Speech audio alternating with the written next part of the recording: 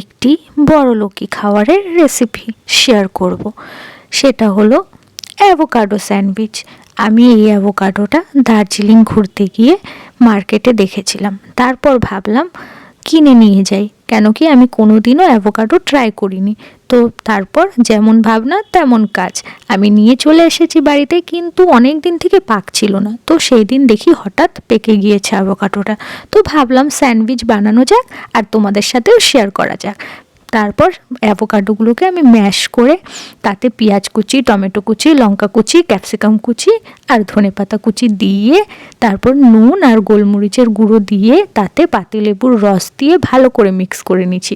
তারপর স্যান্ডউইচের মধ্যে ভরে তারপর আমি বাটার দিয়ে সেঁকে নিলাম। সত্যি বলতে আমার খুব ভালো লেগেছিল স্যান্ডউইচটা। তো তোমরাও ট্রাই করতে পারো।